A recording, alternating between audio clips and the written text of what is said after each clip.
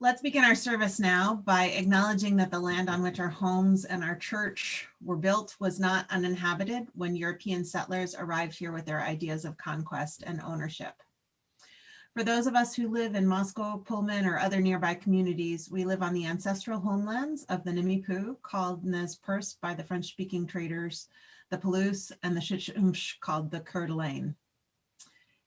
If you're joining us from another place, I encourage you to discover who inhabited or moved through the place where you now live in the times before colonization and genocide. We pause and remember that we live on ground that is sacred, ground that was stolen, ground that cries out for justice and for responsible stewardship. May our remembering help us find the courage to do our part to restore wholeness to the earth and all her peoples. And now let's join our voices together for our words of welcome, our unison chalice lighting, and our sung affirmation. Please say these words with me. Whoever you are, wherever you've come from, whatever your beliefs, whomever you love, and however bumpy your life's journey, know that you are welcome here. We're hoping you have a chalice or a candle to light. Let's light them all together.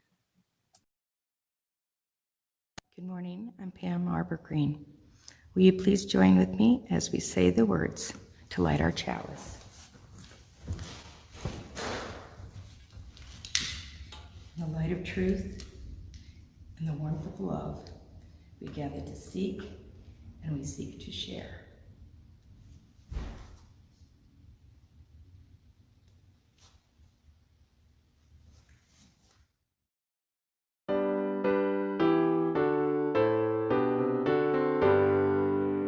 From all that dwell below the skies, let songs of hope and love arise. Let beauty, truth, and good be sung in every land by every tongue. Good morning. It is good to be here together. The Christian holiday of Pentecost falls 50 days or 7 Sundays after Easter, and it centers on a story. The followers of Jesus were gathered in Jerusalem for the Jewish Feast of Weeks. They were weighed down with grief, they were traumatized, they were uncertain about what to do next. In the midst of the feast, the Holy Spirit came down upon them and filled them with a sense of energy, hope, and purpose. They felt their beloved teacher with them, handing them his legacy to carry forward. They experienced a sense of unity and a sense of call. It was time to move out of mourning and to begin to spread the gospel, the good news of their faith. Now, though that message and that faith has been corrupted and misunderstood terribly in the years since, let there be no mistake. That call was to practice compassion, to embrace justice, and to work for peace. This week, the same Holy Land that served as the setting for this old story was once again ripped apart by war. Hundreds of people, including children, were killed, and a very fragile ceasefire was declared only 2 days ago. The devastating cycle of violence is heartbreaking, and I find myself needing reassurance that the call to practice compassion, embrace justice, and work for peace echoes not just in the hearts of those disciples all those years ago, but in every human heart. And in response, we're all called forth, invited to step out of our comfort zone, to learn, to grow, to heal, to change. We're called to release grief, fear, and trauma and move forward with courage and love, more able to help build a world that is worthy of our children. And this is what we do in religious community. But let's begin by singing, shall we? This is Morning Has Come.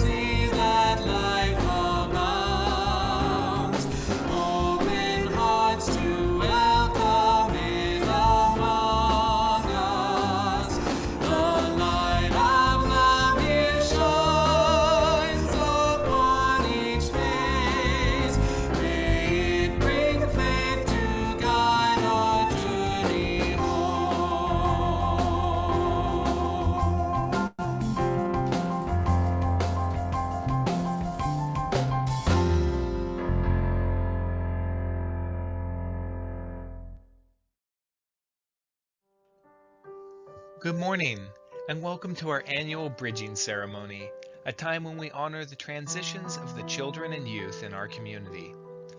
As we did last year, we will also use this as an opportunity to celebrate educational achievements in our congregation and to appreciate our RE volunteers. We'll start by honoring and celebrating the new steps our children and youth are taking in their lives, whether moving from nursery to preschool, kindergarten to grade school to middle school, or middle school to high school. Each child entering a new RE class has received a small gift to help them celebrate this transition and will now receive a blessing on behalf of this community. First, we honor those who will be making their way into the preschool spirit play class when we meet together in person once again. We offer these youngest members of our community the following blessing. Dearest children, our smallest seekers, you are about to take an important step in your UU journey, the transition from the comfort and security of our nursery into your very first RE classes. You have grown under the care and love of our nursery workers and are now budding with curiosity and questions. You are now ready to begin your own search for truth and meaning, and to help you on your way, we have given you the gift of a magnifying glass. This will help you look deeply at things as you examine them for the very first time. May you remain ever curious. Next, we honor those who will move from Spirit Play and into our elementary RE program when we gather together again. This transition takes place around 6 to 7 years old when children begin first grade. We offer these children the following blessing.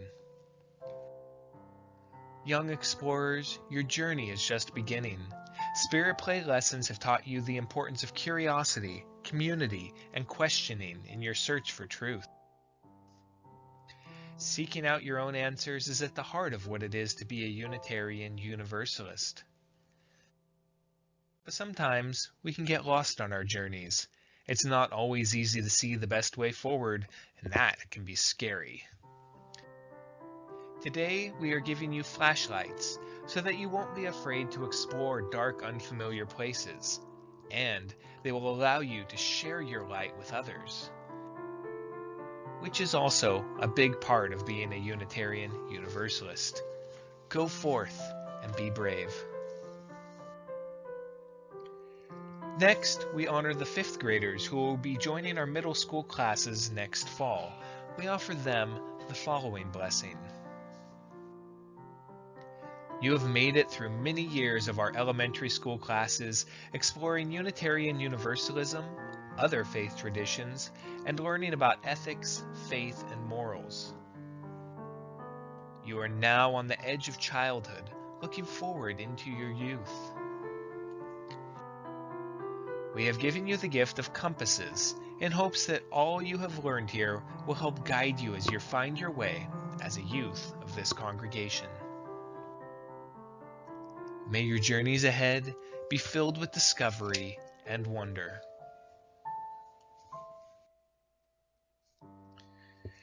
And for all the other children and youth who are in between transitions, but who are an integral part of our community nonetheless, we offer the following blessing. Thank you for sharing your curiosity, your energy, and your light with the rest of us week after week.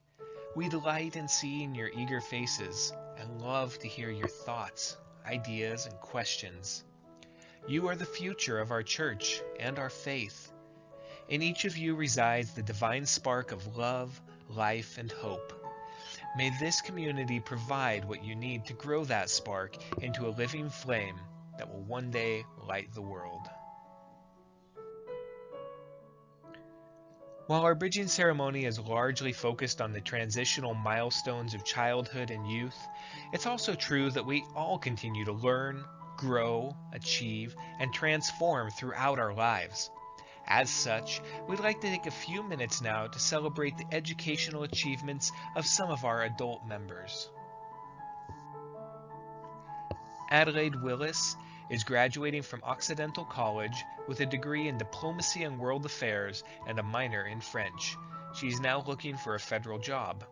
Down the road, she might work with an NGO or pursue a master's degree in a similar field and/or law school.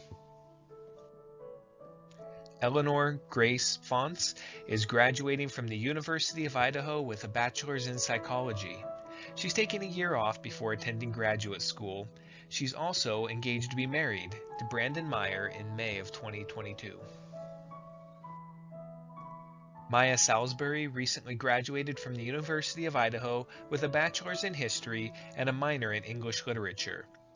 In July, she's moving to Dallas, Texas to start her master's in teaching through Johns Hopkins University's School of Education. Kyle Davis is receiving his master's in teaching from WSU and is looking for a job as a middle or high school science teacher in Pullman or elsewhere in Washington. Though it has been a challenging journey, he's excited and hopeful for the future. Lastly, Dr. Elaine Alvey recently completed her Doctor of Philosophy in Educational Theory and Practice from the University of Georgia. Her dissertation was titled Teaching and Learning About Climate Crisis, Ambivalence, and Aspiration. Getting a PhD is a challenging endeavor in the most perfect circumstances. Dr. Alvey's persistence during a global pandemic, while birthing and caring for a rambunctious little boy, makes her achievement even more impressive. Congratulations to all of our graduates. We wish you the utmost success in your future endeavors and hope that these accomplishments may be not an ending, but rather the beginning of a life of learning, service, and discovery. Go boldly forth and let your brilliance shine out into the world. The love and support of this community will be ever with you. And should you need it, you can always find a home here.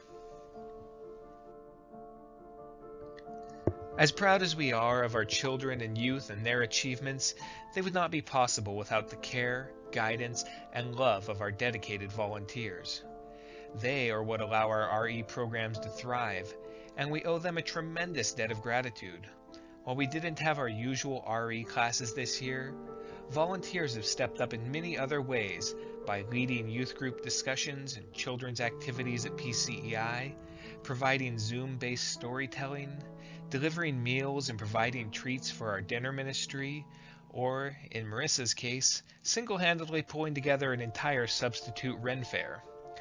So many contribute in so many ways that I'm sure there are many more names that should be on this slide. All of it matters, and all of it is appreciated, and the proof of your good work is not in a slide. It's in the joy, curiosity, and hopefulness of our children. In these times of separation, your efforts remind our children that they are still part of a loving community and that they have not been forgotten by this church. And that it will take a lot more than a pandemic to unweave what binds us together. Thank you all from the bottom of my heart for all that you do. Lastly, we want to take a few minutes to appreciate all of the teachers in our community. While the past year has been a struggle for everyone, teachers have been uniquely put upon. They've had to adapt to new technologies, face the constant risk of COVID exposure, adapt to rapidly changing expectations and requirements, and try to retain a sense of normalcy and safety for students actively experiencing trauma. Teachers, already overworked and underpaid, have been expected to maintain all educational standards even in the midst of a pandemic with diminished resources. They've had to endure constant affronts from parents resentful at having to educate their own children. They've had to care for students whose families have crumbled under the strain of the pandemic, and they've had to watch helplessly as students who don't get the support they need at home fall further and further behind. To share a few thoughts on her own experience, what this last year has meant to our public school teachers, and how we can best support them, here's my wife and public kindergarten teacher, Brandy Urey. Hi, friends. To say the last 15 months have been rough would be a gross understatement. I remember going into our staff meeting just before spring break last year and hearing my administrators say that the schools would be closing down. None of us really believed it. came back to class that day and taught just like normal. I do a thing with calendar when I say goodbye to my littles, where we count how many sleeps till we'll see each other again. And we counted how many days and we said goodbye. I'll see you in 10 sleeps. And then I did not see them in 10 sleeps. That began the chaos of distance learning, of trying to make sure that we had an accessible education for everybody. You know, some families had access to internet and wanted those resources, and some families wanted only paper packets, and some families we heard nothing from. It was really hard. Then we finally reached the end of the school year, and summer began with committees and choosing a new way to teach kids online that could be more consistent across the district. And personally, I'm preparing my classroom for not shared materials and taking down the kitchen. And then I get the call in August that I need to move to online. So now I completely retool, because how do you teach kindergarten online? Not everybody even knows how to read or type yet. So I retool and I figure out how to get it done. We get about 2/3 of the way through our semester when I get asked to move and open an in-person class with a whole new set of students. So I do. I set up my tables all facing the same direction, 6-foot distance between each of my kids, partitions, masks, face shields, no shared materials, and all new kids starting in February. And it has been wild.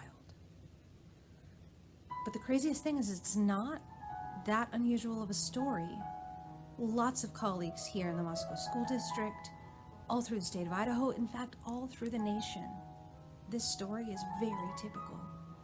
We went from being the most exalted people in the world, us teachers. Oh, I would pay them millions of dollars if they would teach my kids. To being pariahs because we're worried about safety measures and reopening and bringing hybrid groupings back together. There's so much that's being pulled out of us. And in Idaho, it's especially difficult because, you know, we're already 50-50 with funding. And when COVID struck, Idaho lawmakers used it as an excuse to cut even more education. On top of this, they're even fighting to remove the COVID safety measures that we have in place. We've been accused of indoctrinating students and teaching from curriculum that doesn't exist, and so we're sending funding back. Teachers have been giving everything they can to try to provide children with safety, with an education, with hope, with a sense of security in a time when none of us are really feeling it. And then rather than supporting us, a lot of parents and political leaders have been treating us like enemies. So I kind of wanted to come on and give a little public service announcement for Teacher Appreciation Time. We love our coffee mugs. We love our Best Teacher in the World plaques. But what we really need is political change. Now, we already have great representation on our school board and on the state senate, but nonetheless, if you want to help a teacher this year, write your legislator, join the PTO, support community organizations like Reclaim Idaho to fight for improved school funding. Speak up for teachers so that we can continue speaking up for our kids. Even though it sometimes felt as though the world had shut down this past year, it didn't. In the face of unprecedented struggle and strife, we all continued to learn, to grow, to serve, and to connect. Life moves ever forward, and brighter days now lie before us. To celebrate growth and change is to celebrate life itself. So let us all take one more minute to look within and celebrate the lessons each of us has learned, the challenges we've overcome, and the gifts we've given in this past year.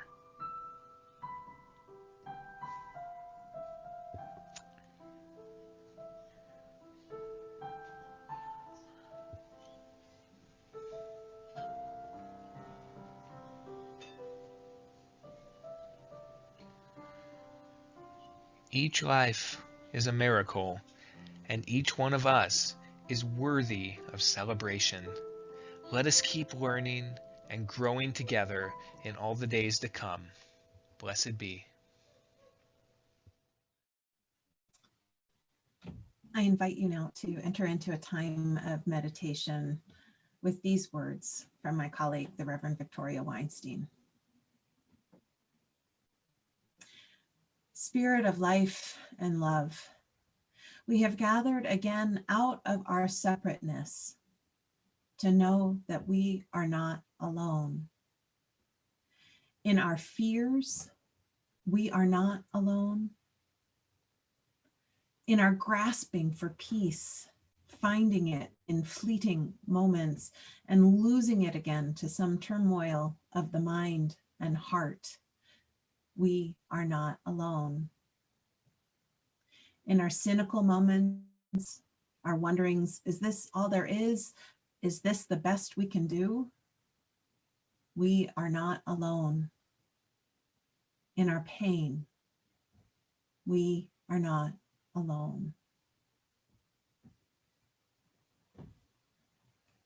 And so we dwell in you, Spirit of healing and wholeness, for this brief time, willing to be held here in an immense and eternal love whose origins we do not know, whose reality is irresistible. It calls us on. It reaches between us to fill spaces. It consoles the grieving, and it calms the anxious. It gives new vision to eyes dimmed by tears and exhaustion. It opens the ear to deeper truth. It makes a place in the heart as hope. Let us rest in this peace and be held here.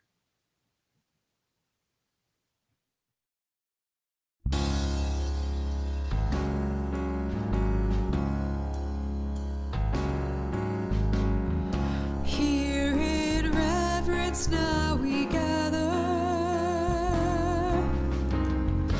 for the blessing we have known, with a pledge to one another that we journey not alone. Joy and sorrow make us wise, kin to all that lives and dies. Love calls us on.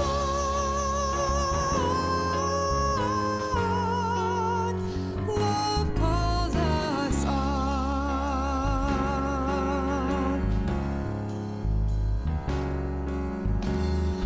Words and deeds of those before us, waken here to keep us strong.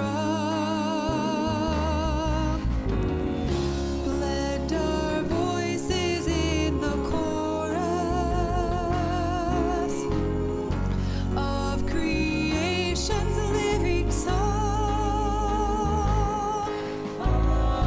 Courage bids us lift our eyes upward to the shining skies. Hope calls us on.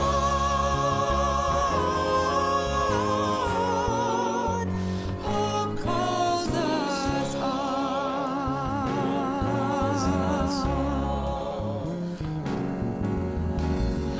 Loyal guides in love and duty, lead us with a trusted light. Blessed are they whose inward beauty shows the path of truth and right. Honor is their earthly prize. By their work we realize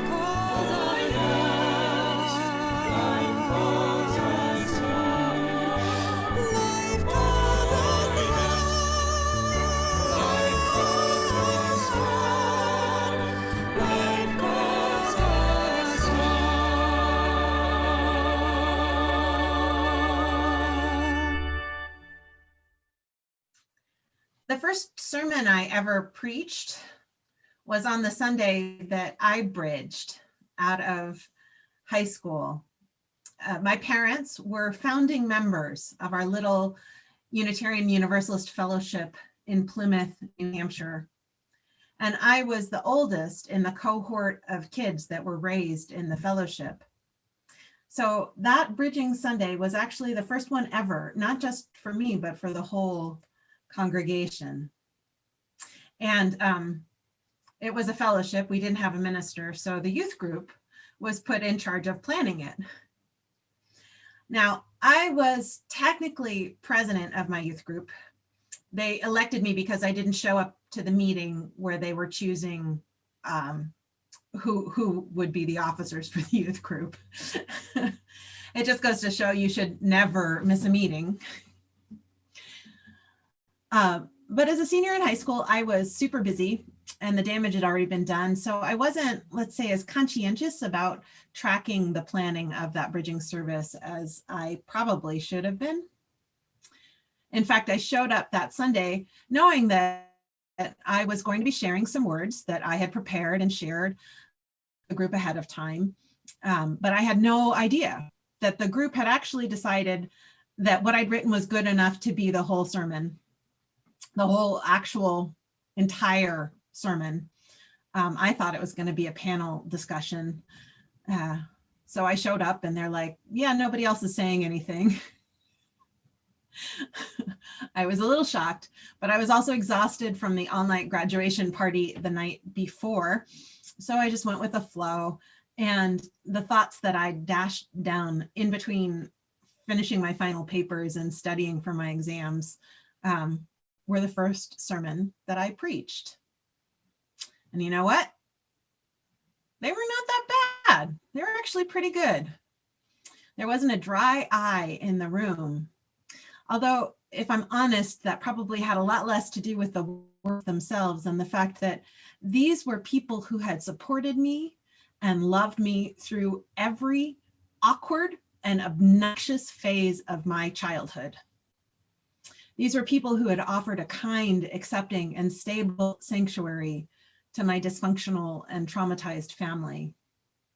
These are people who looked at this tall, clumsy, shy girl and saw someone with potential, someone with gifts beyond just her capacity to get good grades in school. So when I say that I am who I am because of the UU fellowship that raised me, it is not even the slightest exaggeration. I'm a minister because I know firsthand that Unitarian Universalist communities save lives. And I know because the Stark King Unitarian Universalist Fellowship in Plymouth, New Hampshire saved mine. And I knew it. And on the day that they celebrated my successful transition into adulthood, I think I probably could have read from the phone book and they would have told me that it was wonderful. But I didn't. I named how grateful I was and that I knew that the things they taught me would carry me through the transitions and challenges ahead. When I grew up, sort of anyway, it's always been the one solid requirement of any community that I offer to serve in this capacity. The kids have to be at the heart. But it's not just children who need kindness, acceptance, and stability. It's not just children who are saved by kindness, acceptance, and stability. All human beings need these three things to thrive, and religious community, at its best, provides them all. Until and unless it loses its capacity to grow and change and devolves into tribalism, that is. I've been thinking a lot about the Middle East this week, about the conflict between Israel and Palestine. As some of you know, there was a rally organized by our friends from the Islamic Center of Pullman and Community Congregational United Church of Christ on Wednesday. I was invited to speak, probably because I missed the planning meeting again. Or maybe it was because the organizers had a hard time finding people willing to make a public statement. See, among my colleagues, both Unitarian Universalist and Interfaith, the Israeli-Palestinian conflict is a subject to avoid, or if you can't avoid it, to tread very carefully. More than one wise mentor has told me not to touch it with a 10-foot pole. The feelings run strong on both sides, and of course they do. We're talking about hundreds of years of retributive violence, generational trauma to the nth degree. Even before this latest eruption of the conflict, I've been working on learning more, spurred by the piece that I shared during the Preach-In, Teach-In on anti-Semitism, on how to talk about the conflict without inadvertently using anti-Semitic arguments or tropes. But I learned new facts this week. There are 2 million people in Gaza, and they're all unable to come and go at will. Imam referred to it as an open prison, open air prison. 95% of the water there is undrinkable. They have electricity on average for only 4 hours a day. Nearly half of adults are employed, and nearly half of the children are anemic. And fully half of those children, many of whom have lived in these conditions for their entire life. Sorry, this is the part that got me. Over half of children express that they have no will to live. So, wise advice on the subject aside, I felt called to say yes when asked to speak. I felt called out of complacency, called out of my comfort zone, called forth to name that those children too need and deserve kindness, acceptance, and stability, that they deserve to grow up safe and loved and free. Just as the pandemic trapped us at home and made people pay attention to what was happening to George Floyd, and that led to a shift, I'm hoping and praying that this is a moment when people are paying attention to what's going on in Israel and Palestine. The ceasefire made it to the front page of our local paper above the fold, and that's a new and different thing. On the denominational level, if we're honest, we've struggled to effectively engage the topic. It's not just those few mentor colleagues telling me not to touch it with a 10-foot pole. It's sort of the culture overall. The Quakers have done a much better job, and so it's their lead that I sort of follow on this. But I'm wondering if this is a moment when we are all collectively being called forth, called to a courageous action by the love that draws us on. The Imam at the rally on Wednesday also spoke about trauma and what it does to the human spirit to be raised in a continual state of danger and alarm. He likened growing up in Gaza to continually having a train or a truck rushing straight at you, that level of trauma. Healing from trauma, according to Judith Herman, who wrote Trauma and Recovery, the seminal text on the subject, identifies healing from trauma requires 3 stages. There are 3 stages in a healthy response to trauma. The first stage is to reestablish safety, both internal and external. So restoring the locus of control and addressing any physical symptoms for internal safety, and addressing hazards and dangers in the environment. The second stage requires revisiting the story of the traumatic event, remembering it, putting it back together and creating a story about its meaning, and then integrating that story into one's identities. The third stage is about reconnecting to ordinary life, reestablishing relationships and social support networks. When we've suffered trauma, there are things that hold us back, things that tether us and keep us from moving forward. Unexpressed grief, anger and resentment, shame and blame. And when I think about the generational trauma that exists on both sides of the conflict in the Middle East, when I think about my own trauma, when I think about the trauma that this congregation has weathered together, what stands out for me is the importance of knowing that we're not alone in this work. Knowing that we're there for one another, that we're bound by that fabric of mutuality and bound with the entire human family. And also it helps to feel and to choose to believe that there's something in us that calls us forth toward healing and wholeness and toward one another. And that feeling, that thing in us that calls us forward, that calls us forth, that's as good a definition for the Holy Spirit as any. So what if we think of the old Christian story of Pentecost as one that describes a community recovering from trauma? What if the fire that came down was their grief and rage at the injustice? And what if that fire burned away the tethers, burned away people's reluctance to give voice to their suffering, opened their throats so that they could lament together and remember and move forward toward healing, but also toward a renewed sense of purpose and commitment? What if what happened that day was that they came together as a community of kindness and acceptance and courage? Now, I'm sure some people might find it a little sacrilegious to look at a conflict between Jews and Muslims through the lens of an old Christian story, but for me, it feels right somehow. Fought and coexisted and fought some more in the very city where the story is set. So this will be my prayer. May the spirit of healing and transformation rain down on the people of Israel and the people of Palestine instead of rockets and bombs. And may that spirit burn away the things that tether them to the cycle of violence, that they might answer the call to move forward and create together a just peace. We're all experiencing personal trauma right now, but our faith community offers up a healing experience that parallels the one in the Pentecost story as well.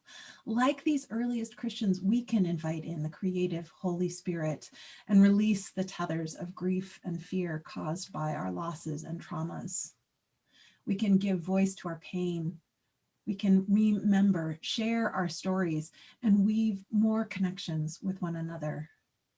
From the foundation of this community, we can grow in our capacity to express kindness and acceptance, which in turn will give us the strength and courage to do what we can to help heal our hurting world. So may the fiery spirit of love and faith rain down on us, bloom forth from within us today and always.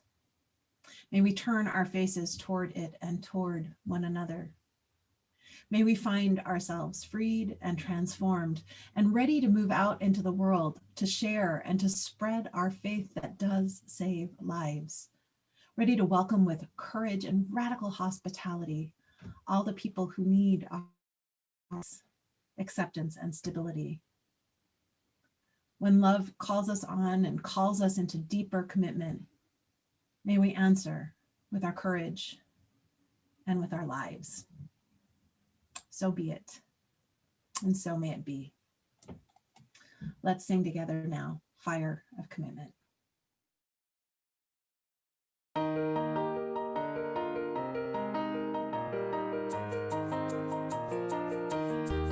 From the light of days remembered burns a beacon bright and clear, guiding hands and hearts and spirits into faith set free from fear.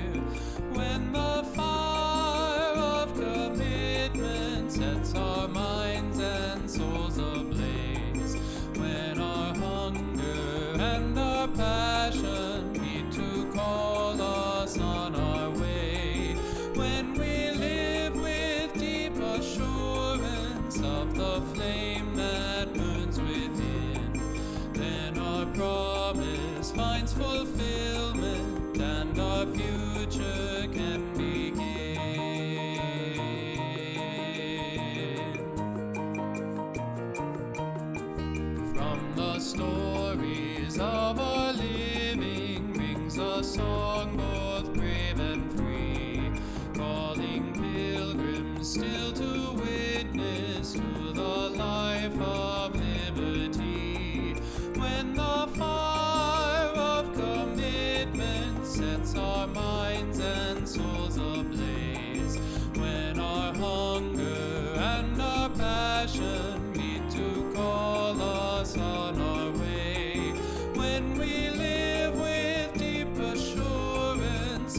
the flame that burns within. Then our promise finds fulfillment and our future can begin.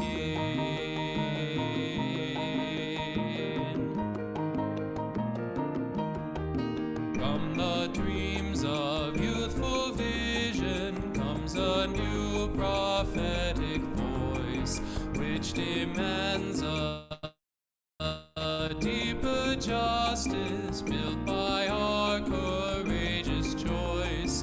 When the fire of commitment sets our mind and soul ablaze, when our hunger and our passion meet to call us on our way, when we live with deep assurance of the flame that burns within, then our promise finds fulfillment and our future can begin.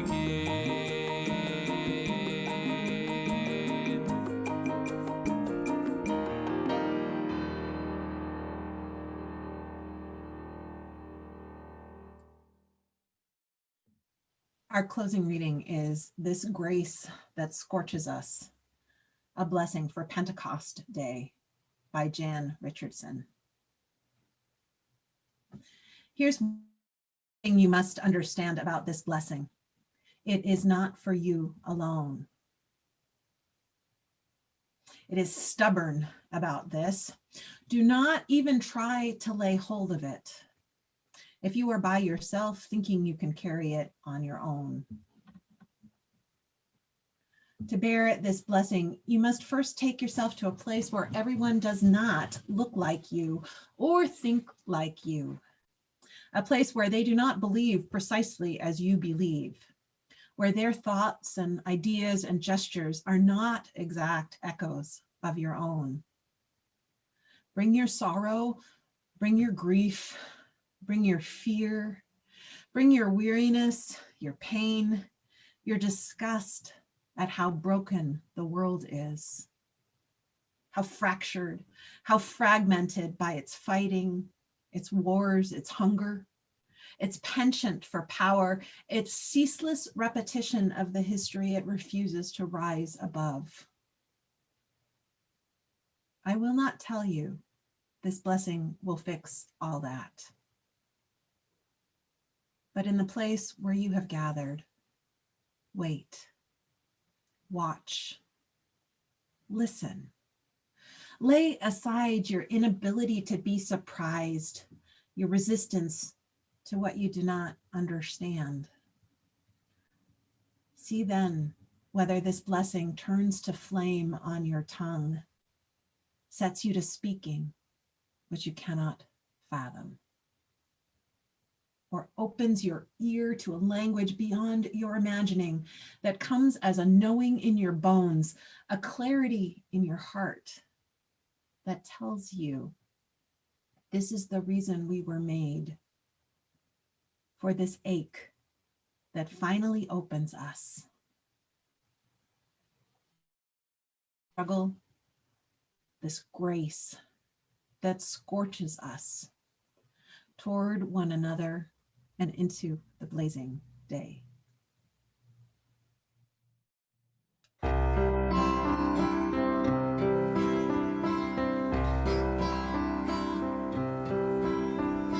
There is a